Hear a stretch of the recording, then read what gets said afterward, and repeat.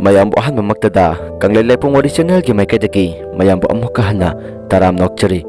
ngasi so ai ki tamoda aseng ba makki thokki ba wari ma mayam gi maphamda khudol tamsarga duna putuna lakchari tamo gi muhut maring chillaga wari sili thok chapa matamda soiki ba lanki ba kaya yawrabasu mayamna nungsi bitona ngakpi haituna hajari wari sahodrenga mangona channel asibu mapung phampada saruk yabi boina atom like amadi subscribe share to biramu haituna hajari adudi wari saujaragi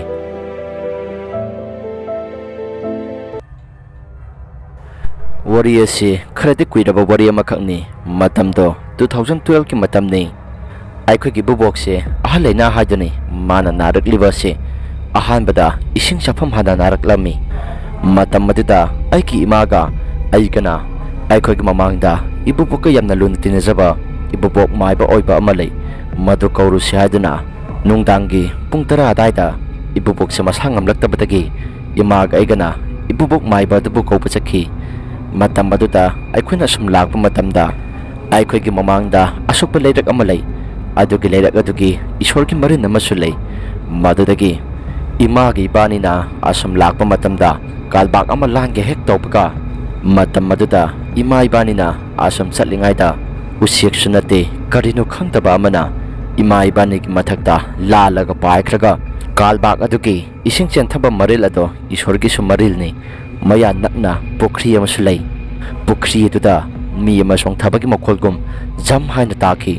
maduda aina imada asomna haiki ima karina jakidubo ibungo karishu thoroise aikhoi chukutta mai pai ribasidi adam tamina chalo yokshi yokatawre asi hairaga aikhoi so kina adam lakhi adabo ima yawbani naidi kaya thoidokna de kiba phawkiti asom chatlaba matungda ibubok maibo ibaduki manakta yaure ibubok maiba dusu aikhoina kaubadagi mark so aikhoiga pun lakminare adubo aikhoina lakpa matamdadi handak mukti leirakta sa siyaiduna ibubok maiba duna hairakpadagi aikhoi su leirakta lakpauki adubo aikhoina ngasai thokriba thodok ado ibubok maiba duda tami matamaduda ibubok maiba duna asomna hairakhi era kasho toroida ai yauribasidi ai yauradi karishu thoidokna toroida nakhoi ki kano mang thangna chatlo ai adum tawraki adum na hairak padu dai khoi sho ibubo aduki mamang thanglaga ai khoi se lakpa hokki ai khoina leirakta asom lakpa horakpa matamda ngasai gi pukri sobodugi mana waiduda lanthorpa matamda pukri duki mayai waiduda amukasu mi amana chong tharaga iroibaki mokholgom taba ma horaki jam launa taraga matam aduda ibubo mai baduna asomna mo haidaki nama na sada tawriba mai kay somda yengano nakhoi gi chapam thokpa adum chatlo asi haibadagi ibubo mai baduna mana mantra kari no khara solaga aikhoi su yamna kina lanthoraki asomna aikhoi su yumda yoraba matungda ibubo mai baduna aikhoi gi ibubo pu yenglami asam yenglaba matungda ibubok mai badusu chakre mayumda aduga aikhoi gi mung manung punna wari matanarami aikhoi gi babana asomna hairami isa sa inauksa aikhoi gi baji ase mai banabuti leyengli haibabu hospital amada khalaga amuktakti yenghaningida matam maduda aikhoi gi mung manung ki miyoi singnasu maduna phagane haibadagi aikhoi su imphal da pukhalaga yenglasi haiduna hainarami asum nai khoi so imphal da pukhanaba namit ama hainaraba matungda imphal da pukhanaba siam sanarami ai khoina pukhakadari ba se imphal gi sarkar gi hospital amadani hospital adugi mamingti panjara roike asum nai khoi so hospital da ibubu adu pukhalaba matungda doctor na treatment chatharami doctor na ai khoi gi family gi miyoi singda asum na hairami ahalasi gi anaba se ising marida khara bera kabani adana operation amadi tawdaba yaroi adu hairak padu dai khoisu ibubo adubu phanabani haiduna operation tawbada tarami doctor na su operation tawnaba matam lapthoklami ibubo asi operation tawtrangai ki mamangda aiga khangnajabi nupi ama namboldagi wari sanaraga aisu asum lakpa matamda operation theater da yoksidle operation theater ki maya adu daisu wari sanaraga asum laiki numit ado nongsi yamna kana tai nongju thai banina aina som wari chanaraga leidingai tanjadada nong mamit khalakpa matamda operation theater atugi maya adada miyoi anikha ngorok ngongna kangkhal khangkapadongna tawrakhi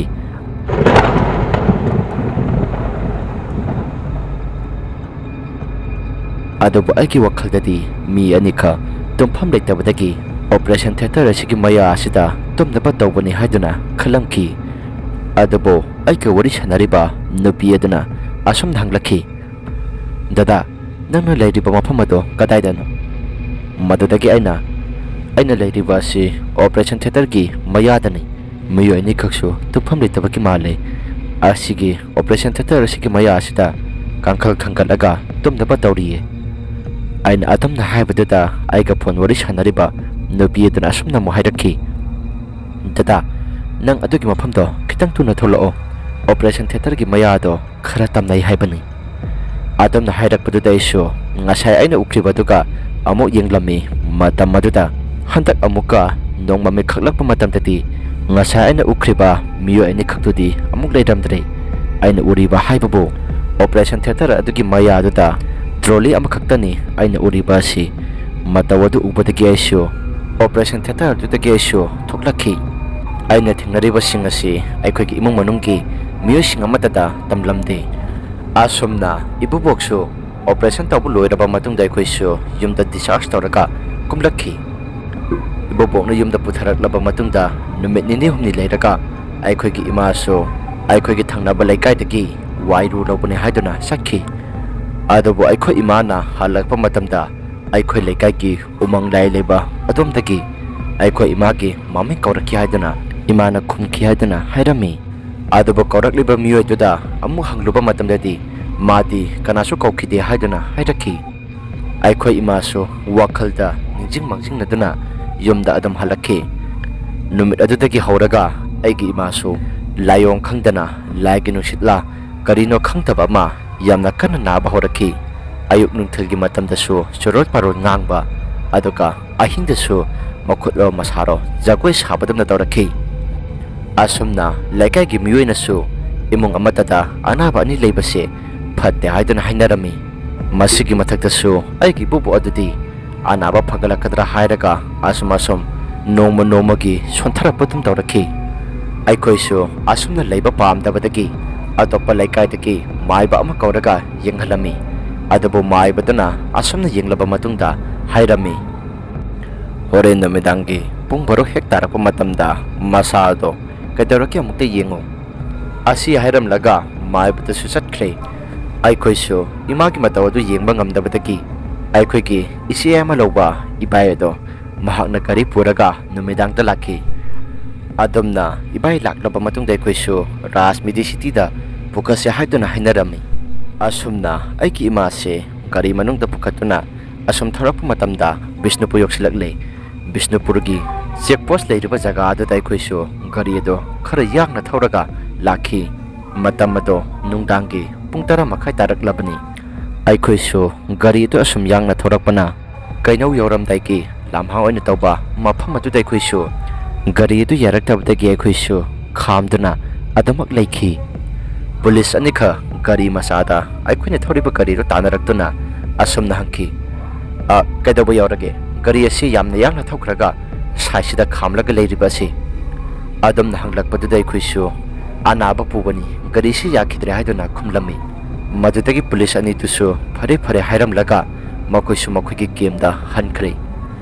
gari adusu phana kuina semlabani adabu yaba kobudi laikide gari adusu driver aduna asum simlapana pung 11 phakta silaklabani adabu imagi phibamdi bha mentadana wa adum ngangkhi asumna semba yaba semlaba matungda pung 12 taramda daiduda gari dusu yarakhi adumna yarakpaduda khuisu Rajmidi city tana thaurakhi adabu Rajmidi city yoramdaida pung 12 chapchana tari maibadana hairambai matungina aigi imaso masa maru ado thik pamakhai gyamen tadaba mongda yamna tawrakhi adubu lakminariba aigi ichanupi atombika aigi ichanupi atombiki mathakka makhweni changlaga phakhi asomna ngahak leiragadi hospital yore hospital yoraba matungda doctor na yengba hore ꯗꯣꯛꯇꯔꯅ ꯑꯗꯨꯝꯅ ꯌꯦꯡꯂꯤꯉꯩꯗ ꯑꯩꯈꯣꯏꯒꯤ ꯕꯕꯥꯅ ꯑꯁꯨꯝꯅ ꯍꯪꯉꯤ,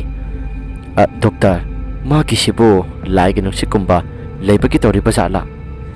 ꯑꯗꯨꯕꯨ ꯗꯣꯛꯇꯔꯅ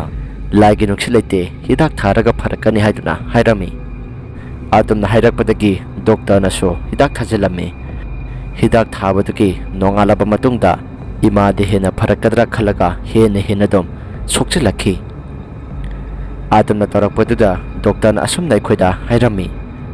ꯑꯍꯜ ꯑꯁꯦ ꯃꯁꯥꯒꯤꯁꯨ ꯅꯨꯡ ꯈꯔ ꯂꯩꯕ ꯃꯥꯜꯂꯦ, ꯑꯣꯄꯔꯦꯁꯟ ꯇꯧꯔꯒ ꯐꯔꯛꯀꯅꯤ, ꯑꯣꯄꯔꯦꯁꯟ ꯇꯧꯅꯕ ꯇꯧꯁꯤ꯫ ꯑꯗꯨꯝꯅ ꯍꯥꯏꯔꯛꯄꯗꯒꯤ ꯑꯩꯈꯣꯏꯒꯤ ꯕꯕꯥꯗꯤ ꯑꯣꯄꯔꯦꯁꯟ ꯇꯧꯕꯗꯨ ꯌꯥꯖꯈꯤꯗꯦ꯫ ꯑꯗꯨꯕꯨ ꯑꯣꯄꯔꯦꯁꯟ ꯇꯧꯕ ꯌꯥꯗꯕꯗꯨꯗ ꯗꯣꯛꯇꯔ ꯑꯗꯨꯅ ꯑꯁꯨꯝꯅ ꯈꯨꯝꯂꯛꯈꯤ, ꯐꯔꯦ ꯑꯗꯨꯗꯤ ꯅꯈꯣꯏꯅꯁꯨ ꯑꯁꯤꯗ ꯃꯇꯝ ꯀꯨꯏꯅ ꯂꯩꯊꯔꯕꯗꯤ ꯄꯩꯁꯥ ꯆꯪꯕꯁꯨ ꯍꯦꯜꯂꯛꯀꯅꯤ, ꯄ꯭ꯔꯥꯏꯚꯦꯠ ꯑꯣꯏꯕꯅꯤꯅ ꯅꯈꯣꯏ ꯀꯔꯝꯕ ꯁꯔꯀꯥꯔꯒꯤ ꯍꯣꯁꯄꯤꯇꯥꯜ ꯑꯃꯗ ꯅꯈꯣꯏ ꯂꯩꯕ ꯄꯥꯝꯃꯤ, ꯑꯩ ꯊꯥꯕꯤꯈꯤ꯫ ꯑꯗꯨꯝꯅ ꯍꯥꯏꯔꯛꯄꯗꯒꯤ ꯃꯇꯝ ꯑꯗꯨꯗ ꯁꯔꯀꯥꯔꯒꯤ ꯍꯣꯁꯄꯤꯇꯥꯜ ꯑꯃꯗꯤ ꯏꯔꯥꯡ ꯊꯣꯛꯄꯗꯒꯤ ꯑꯅꯥꯕ ꯆꯪꯕ ꯐꯥꯎ ꯌꯥꯔꯝꯗꯦ꯫ ꯑꯗꯨꯕꯨ ꯑꯩꯈꯣꯏꯒꯤ ꯏꯕꯨꯕꯣꯛꯅ ꯍꯥꯟꯅ ꯂꯩꯔꯝꯕ ꯁꯔꯀꯥꯔꯒꯤ ꯍꯣꯁꯄꯤꯇꯥꯜ ꯑꯗꯨꯗ ꯆꯠꯂꯣ ꯍꯥꯏꯗꯨꯅ ꯍꯥꯏꯔꯛꯈꯤ꯫ ꯑꯁꯨꯝꯅ ꯑꯩꯈꯣꯏꯁꯨ ꯏꯕꯨꯕꯣꯛꯅ ꯍꯥꯟꯅ ꯂꯩꯔꯝꯕ ꯍꯣꯁꯄꯤꯇꯥꯜ ꯑꯗꯨꯗ ꯂꯥꯛꯄ ꯍꯧꯔꯛꯈꯤ꯫ ꯑꯩꯈꯣꯏꯁꯨ ꯑꯗꯨꯝꯅ ꯌꯧꯔꯛꯄꯒ ꯐꯤꯃꯦꯜ ꯋꯥꯔꯗꯇ ꯄꯨꯁꯤꯜꯂꯤ꯫ ꯑꯗꯨꯕꯨ ꯐꯤꯃꯦꯜ ꯋꯥꯔꯗꯇ ꯂꯩꯔꯤꯕ ꯑꯅꯥꯕꯁꯤꯡ ꯁꯦꯟꯅꯔꯤꯕ ꯃꯤꯑꯣꯏꯁꯤꯡ ꯑꯗꯨꯅ ꯑꯩꯈꯣꯏꯗ ꯑꯁꯨꯝꯅ ꯍꯥꯏꯔꯛꯈꯤ, ꯅꯈꯣꯏ ꯌꯥꯔꯤꯕ ꯃꯈꯩꯗꯤ ꯂꯩꯕꯥꯛꯇ ꯒ꯭ꯂꯥꯁ ꯇꯥꯗꯅꯕ ꯍꯣꯠꯅꯧꯀꯣ꯫ ꯑꯗꯨꯝꯅ ꯍꯥꯏꯔꯛꯄꯗꯒꯤ ꯑꯩꯅ ꯑꯁꯨꯝꯅ ꯍꯪꯉꯤ, ꯀꯔꯤ ꯀꯗꯧꯕ ꯌꯥꯎꯔꯕꯒꯦ? ꯑꯗꯨꯝꯅ ꯍꯪꯕꯗꯨꯗ ꯑꯩꯈꯣꯏꯒꯤ ꯕꯦꯠ ꯊꯪꯅꯅ ꯂꯩꯔꯤꯕ ꯑꯅꯥꯕ ꯁꯦꯟꯅꯔꯤꯕ ꯃꯤꯑꯣꯏ ꯑꯗꯨꯅ ꯑꯁꯨꯝꯅ ꯈꯨꯝꯂꯛꯈꯤ, ꯑꯅꯥꯕ ꯂꯩꯔꯤꯕ ꯃꯐꯝ ꯑꯁꯦ ꯀꯩꯅꯣꯝꯃꯗꯤ ꯏꯇꯧ ꯇꯧꯏ, ꯂꯩꯕꯥꯛ ꯃꯈꯥꯗ ꯒ꯭ꯂꯥꯁ ꯍꯦꯛ ꯇꯥꯕꯒ ꯑꯗꯨꯒꯤ ꯕꯦꯠ ꯅꯝꯕꯔ ꯑꯗꯨꯗ ꯍꯤꯞꯂꯤꯕ ꯑꯅꯥꯕꯗꯣ ꯅꯣꯡꯉꯥꯜꯂꯒ ꯍꯦꯛꯇ ꯁꯤꯈꯤ, ꯃꯤ 4-5ꯁꯨ ꯉꯔꯥꯡ ꯅꯍꯥꯟꯗꯒꯤ ꯁꯤꯔꯒ ꯂꯣꯏꯅ ꯄꯨꯊꯣꯛꯈ꯭ꯔꯕꯅꯤ ꯒ꯭ꯂꯥꯁ ꯇꯥꯔꯕ ꯃꯇꯨꯡꯗ꯫ ꯑꯗꯨꯝꯅ ꯍꯥꯏꯔꯛꯄꯗꯨꯗ ꯑꯩꯈꯣꯏꯁꯨ ꯒ꯭ꯂꯥꯁ ꯇꯥꯗꯅꯕꯅꯤ ꯍꯥꯏꯗꯨꯅ ꯆꯦꯛꯁꯤꯟ ꯁꯥꯖꯤꯟꯅ ꯍꯣꯠꯅꯔꯝꯃꯤ꯫ ꯑꯁꯨꯝꯅ ꯅꯣꯡ ꯅꯤꯅꯤ-ꯍꯨꯝꯅꯤꯃꯨꯛꯇꯤ ꯂꯩꯔꯕ ꯃꯇꯨꯡꯗ ꯅꯔꯁ ꯅꯨꯄꯤ ꯑꯃꯈꯛꯅ ꯆꯪꯂꯛꯂꯒ ꯑꯩꯈꯣꯏꯗ ꯑꯁꯨꯝꯅ ꯍꯥꯏꯔꯝꯃꯤ, ꯅꯈꯣꯏꯅ ꯍꯤꯞꯂꯤꯕ ꯐꯃꯨꯡ ꯑꯁꯤꯗꯤ ꯅꯈꯣꯏꯒꯤ ꯅꯠꯇꯦ, ꯅꯈꯣꯏꯒꯤ ꯐꯃꯨꯡꯗꯤ ꯊꯪꯅꯕ ꯑꯁꯤꯗꯅꯤ꯫ ꯑꯗꯨꯝꯅ ꯍꯥꯏꯔꯛꯄꯗꯨꯗ ꯑꯩꯈꯣꯏꯁꯨ ꯏꯃꯥꯅ ꯊꯪꯅꯅ ꯍꯤꯞꯂꯤꯕ ꯐꯃꯨꯡ ꯑꯗꯨꯗ ꯑꯣꯏꯅ ꯍꯣꯡꯗꯣꯛꯂꯦ꯫ ꯑꯗꯨꯒ ꯉꯥꯏꯍꯥꯛ ꯂꯩꯔꯒꯗꯤ ꯃꯨꯁꯂꯤꯝ ꯅꯨꯄꯤ ꯑꯅꯥꯕ ꯑꯃ ꯆꯪꯂꯛꯈꯤ꯫ ꯃꯍꯥꯛꯁꯨ ꯃꯁꯥꯗꯣ ꯌꯥꯝꯅ ꯉꯝꯗꯅ ꯎꯏ꯫ ꯑꯗꯨꯝꯅ ꯑꯩꯈꯣꯏꯁꯨ ꯑꯩꯈꯣꯏꯅ ꯍꯤꯞꯂꯝꯕ ꯃꯐꯝ ꯑꯗꯨꯗ ꯃꯈꯣꯏꯁꯤ ꯍꯤꯞꯍꯧꯔꯦ꯫ ꯑꯩꯈꯣꯏꯁꯨ ꯑꯇꯣꯞꯄ ꯐꯃꯨꯡ ꯑꯃꯗ ꯍꯣꯡꯂꯕꯅꯤꯅ ꯑꯩꯈꯣꯏꯁꯨ ꯈꯔ ꯃꯈꯩꯗꯤ ꯍꯥꯟꯅꯒꯤ ꯃꯇꯧꯒꯨꯝ ꯑꯅꯥꯕ ꯑꯗꯨꯃꯛ ꯁꯦꯟꯅꯔꯝꯃꯤ ꯏꯃꯥꯗꯨꯕꯨ꯫ ꯑꯁꯨꯝꯅ ꯄꯨꯡ ꯈꯔ ꯍꯧꯈ꯭ꯔꯕ ꯃꯇꯨꯡꯗ ꯅꯨꯃꯤꯗꯥꯡꯒꯤ ꯄꯨꯡ 8 ꯇꯥꯁꯤꯜꯂꯛꯄ ꯑꯗꯨꯋꯥꯏꯒꯤ ꯃꯇꯝ ꯑꯗꯨꯗ ꯑꯩꯈꯣꯏꯒ ꯊꯪꯅꯅ ꯂꯩꯔꯤꯕ ꯃꯨꯁꯂꯤꯝ ꯅꯨꯄꯤ ꯑꯅꯥꯕꯤ ꯑꯗꯨꯒꯤ ꯃꯍꯥꯛꯀꯤ ꯊꯝꯂꯤꯕ ꯒ꯭ꯂꯥꯁ ꯑꯗꯨ ꯃꯈꯥꯗ ꯇꯥꯔꯛꯈꯤ꯫ ꯑꯗꯨꯕꯨ ꯒ꯭ꯂꯥꯁ ꯑꯗꯨ ꯇꯥꯈ꯭ꯔꯕ ꯃꯇꯨꯡꯗ ꯏꯀꯥꯟ ꯀꯥꯟꯅꯗꯅ ꯄꯨꯡ 2-3ꯃꯨꯛ ꯂꯩꯔꯕ ꯃꯇꯨꯡꯗ ꯃꯨꯁꯂꯤꯝ ꯅꯨꯄꯤ ꯑꯗꯨ ꯁꯤꯔꯒ ꯑꯗꯨꯝ ꯄꯨꯊꯣꯛꯈꯤ꯫ ꯃꯇꯧ ꯑꯗꯨ ꯎꯕꯗ ꯑꯩꯗꯤ ꯏꯉꯛ ꯉꯛꯆꯈꯤ꯫ ꯃꯌꯥꯝꯅ ꯍꯥꯏꯔꯤꯕꯁꯤ ꯆꯨꯝꯃꯦ ꯈꯟꯗꯨꯅ ꯑꯩꯈꯣꯏꯁꯨ ꯈꯟꯖꯈꯤ꯫ ꯃꯁꯤꯒꯤ ꯃꯇꯨꯡꯗꯒꯤꯗꯤ ꯑꯩꯈꯣꯏꯒꯤ ꯏꯆꯦ ꯑꯍꯜ ꯂꯧꯕ ꯏꯕꯥꯏ ꯑꯍꯜ ꯑꯗꯣ ꯀꯛꯆꯤꯡ ꯈꯨꯅꯧꯗꯒꯤ ꯃꯥꯏꯕ ꯑꯃ ꯀꯧꯔꯛꯇꯨꯅ ꯑꯩꯈꯣꯏꯅ ꯂꯩꯔꯤꯕ ꯍꯣꯁꯄꯤꯇꯥꯜ ꯑꯁꯤꯗ ꯄꯨꯔꯛꯈꯤ꯫ ꯃꯥꯏꯕ ꯑꯗꯨꯅ ꯑꯩꯈꯣꯏꯒꯤ ꯕꯕꯥꯗ ꯑꯁꯨꯝꯅ ꯍꯥꯏꯔꯝꯃꯤ, ꯇꯥꯗ, ꯑꯁꯤꯒꯤ ꯄꯦꯀꯤꯡ ꯇꯧꯔꯕ ꯆꯦ ꯑꯁꯤ ꯑꯅꯥꯕ ꯑꯁꯤꯅ ꯍꯤꯞꯂꯤꯕ ꯐꯃꯨꯡꯒꯤ ꯃꯈꯥ ꯑꯗꯨꯗ ꯅꯪꯒꯜꯅ ꯇꯥꯒꯗꯕ ꯃꯄꯥ ꯑꯗꯨꯋꯥꯏꯗ ꯊꯝꯖꯤꯜꯂꯨ, ꯑꯗꯨꯒ ꯅꯣꯡꯉꯥꯜꯂꯛꯄ ꯃꯇꯝꯗ ꯀꯩꯗꯧꯒꯦ ꯍꯥꯏꯗꯨꯅ ꯌꯦꯡꯉꯨ꯫ ꯑꯁꯤ ꯍꯥꯏꯔꯝꯂꯒ ꯃꯥꯏꯕꯗꯨꯁꯨ ꯆꯠꯈ꯭ꯔꯦ꯫ ꯑꯩꯈꯣꯏꯁꯨ ꯃꯥꯏꯕꯗꯨꯅ ꯊꯝꯃꯣ ꯍꯥꯏꯔꯤꯕ ꯃꯐꯝ ꯑꯗꯨꯗ ꯆꯞ ꯆꯥꯅ ꯊꯝꯃꯤ꯫ ꯑꯁꯨꯝꯅ ꯑꯩꯈꯣꯏꯁꯨ ꯅꯣꯡꯉꯥꯟꯕ ꯉꯥꯏꯔꯝꯃꯤ꯫ ꯅꯣꯡꯉꯥꯜꯂꯒꯗꯤ ꯑꯩꯈꯣꯏꯒꯤ ꯏꯃꯥꯗ ꯍꯧꯔꯝꯕ ꯂꯥꯏꯍꯧꯁꯤꯡꯗꯨꯁꯨ ꯂꯣꯏꯅ ꯐꯈꯤꯔꯝꯃꯤ꯫ ꯑꯗꯨꯝꯅ ꯇꯧꯔꯛꯄꯗꯨꯗ ꯑꯩꯈꯣꯏꯁꯨ ꯍꯔꯥꯎꯕꯣꯏ ꯉꯛꯄꯣꯏ ꯀꯩꯕꯣꯏ ꯌꯥꯝꯅ ꯅꯨꯡꯉꯥꯏꯈꯤ꯫ ꯗꯣꯛꯇꯔꯅꯁꯨ ꯍꯞꯇꯥꯃꯨꯛꯀꯤ ꯆꯥꯡ ꯂꯩꯔꯒ ꯃꯁꯥꯁꯦ ꯈꯔ ꯐꯒꯠꯂꯛꯄꯒ ꯌꯨꯝꯗ ꯍꯟꯅꯕꯅꯤ ꯍꯥꯏꯗꯨꯅ ꯑꯩꯈꯣꯏꯁꯨ ꯍꯥꯏꯔꯛꯈꯤ꯫ ꯃꯇꯝꯅ ꯑꯁꯨꯝ ꯍꯧꯈꯤꯕꯅ ꯍꯞꯇꯥꯃꯨꯛ ꯂꯩꯔꯕ ꯃꯇꯨꯡꯗ ꯑꯩꯈꯣꯏꯁꯨ ꯌꯨꯝꯗ ꯀꯨꯝꯂꯛꯈꯤ꯫ ꯑꯗꯨꯅ ꯌꯨꯝꯗ ꯀꯨꯝꯂꯛꯂꯕ ꯃꯇꯨꯡꯗ ꯏꯃꯥꯁꯨ ꯍꯥꯟꯅꯒꯨꯝꯅ ꯇꯞꯅ ꯃꯁꯥꯗꯣ ꯀꯟꯈꯠꯂꯛꯄ ꯍꯧꯔꯛꯈꯤ꯫ ꯑꯗꯨꯕꯨ ꯑꯩꯈꯣꯏꯒꯤ ꯏꯕꯨꯕꯣꯛꯇꯤ